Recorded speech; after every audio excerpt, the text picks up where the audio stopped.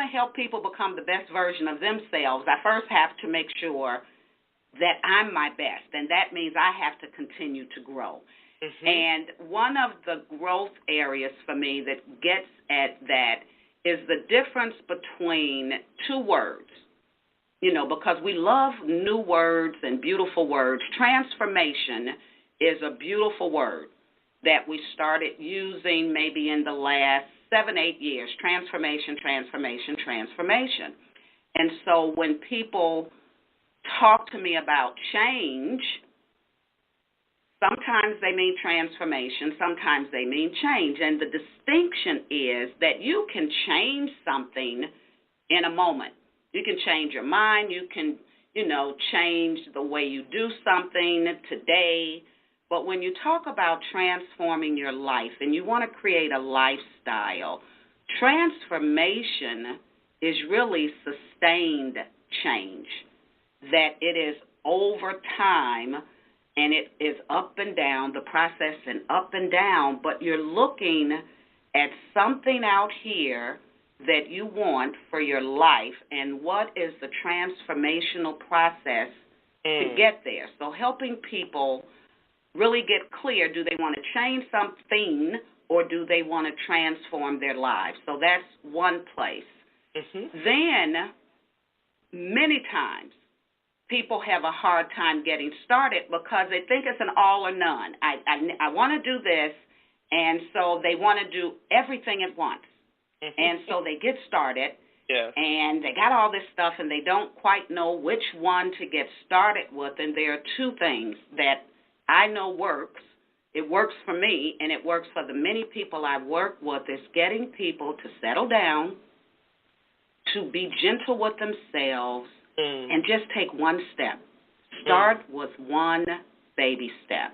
And begin to help them prioritize as we look at what step comes next and how do the steps build on themselves. So getting people to just get started. One of my mentors, Paul Martinelli, will talk about we're always getting ready. We're always getting ready, but at what point do you cross the line of intention? We have an intention, we're getting ready. Now, how do we help people to cross the line to get started? It just takes one step to get started, not all of the steps. So that's one of the things. Helping people prioritize is another. And then the biggest thing that holds us back is fear, and fear that it's not going to work, and fear that we're going to fail.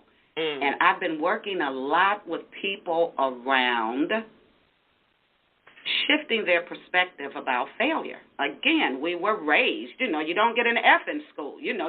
Failure was just not an option. Many of us were raised that failure was bad.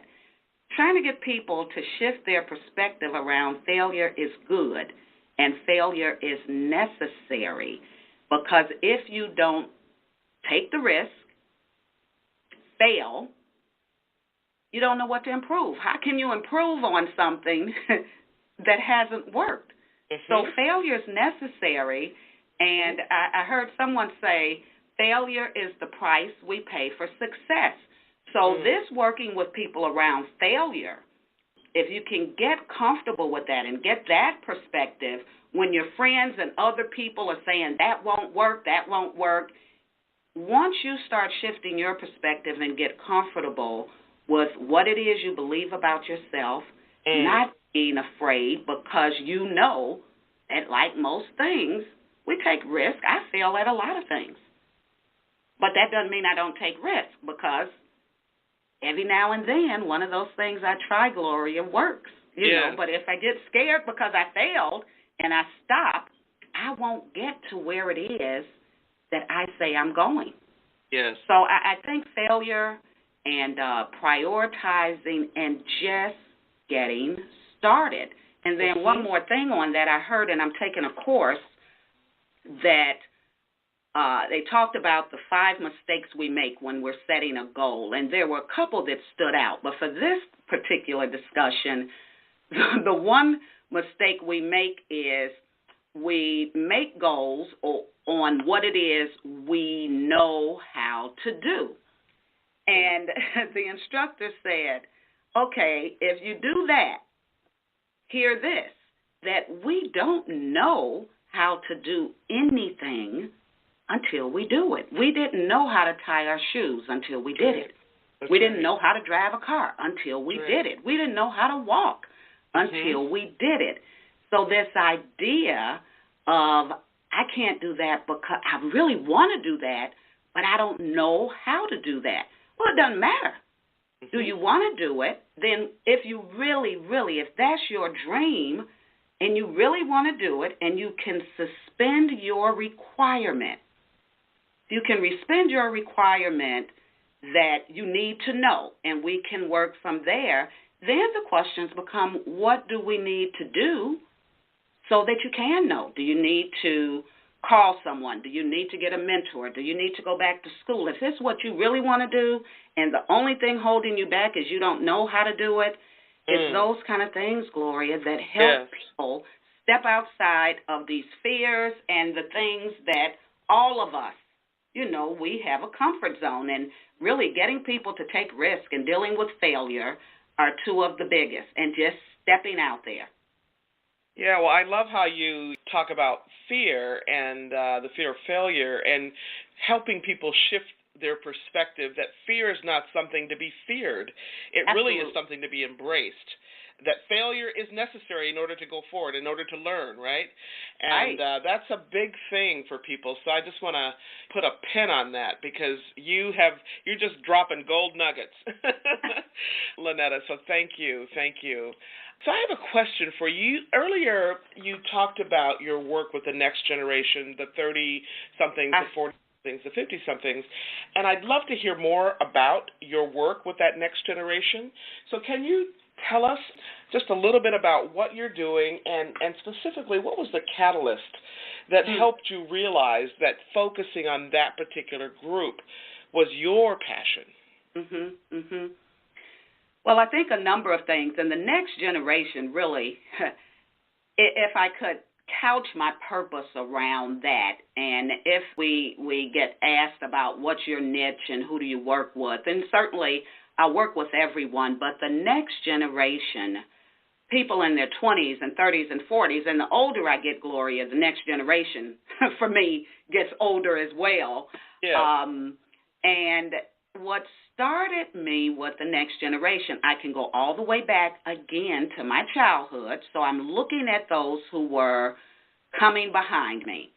Then I go to school, and I'm in education, and I'm teaching high school as I look at my life. And then I get into child and family services, and I'm running a group home for girls in foster care, still working with these young people who all, if they had an opportunity, if they had someone who could sort of forget about this thing that there's a generation gap, it's there, but how do we close the gap?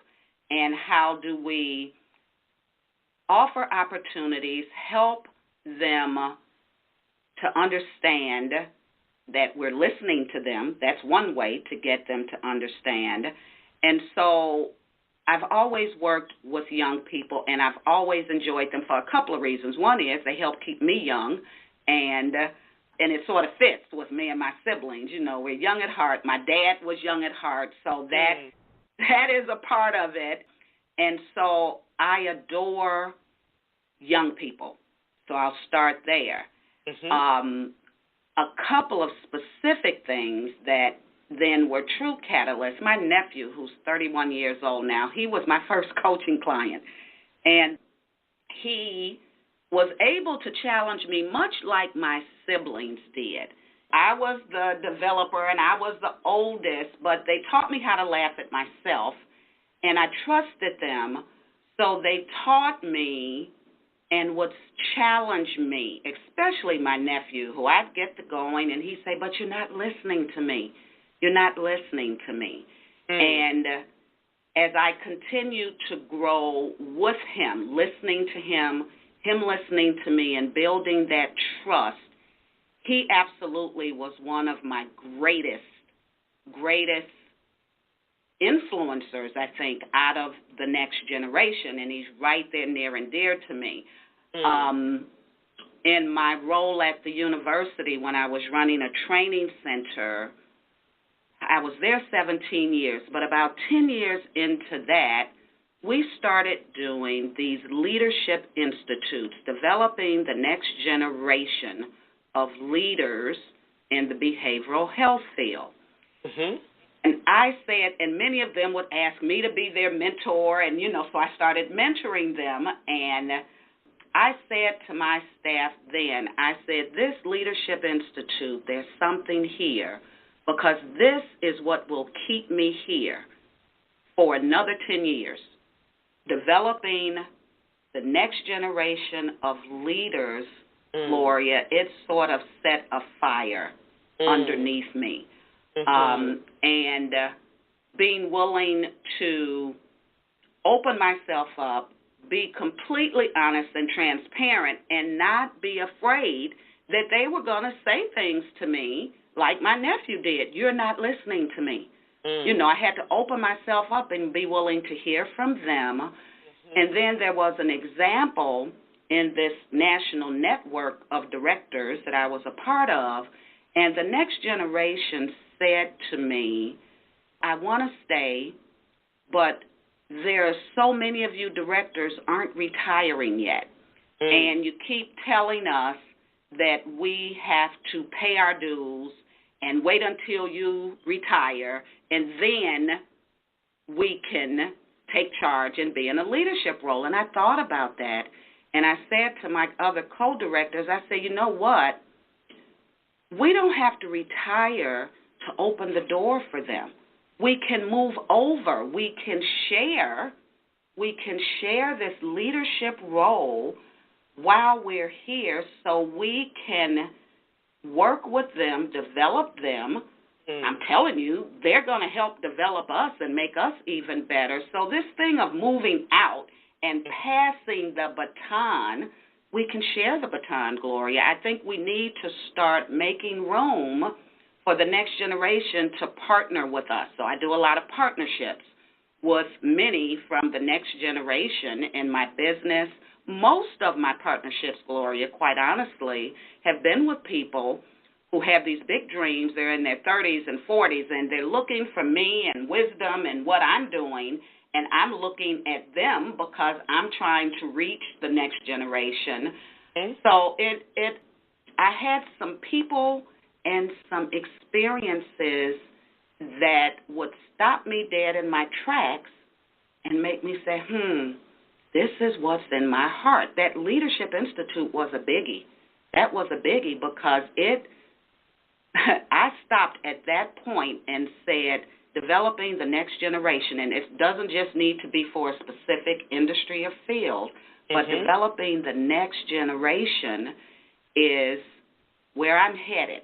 That's my purpose. It was when I was a child, so my purpose was getting more and more clear. And, when you get that clear, you start reading different things. Yeah. And you seeing different things. One person once, when you change the way you look at things, the things you look at change. So I was reading. And so this quote, Terry Tempest, is sort of my mantra. She says it all in a nutshell. Her quote says, the eyes of the future are looking back at us and praying that we will see beyond our own time. So the future is saying, Lonnetta, see beyond you. So when I connect with the next generation, everywhere I look, Gloria, what I read, quotes, who I partner with, and when there was this young African-American man that saw me on a panel, a business panel, and he's 21 years old, and he came up to me at the end. He said, I heard everybody, and I'm looking for a mentor. I'm 21 years old. I've got this business, and I wonder if you would be my mentor. Gloria, he's 21 years old. He's phenomenal. But the fact that he asked me and that I was able to present in a way that connected with him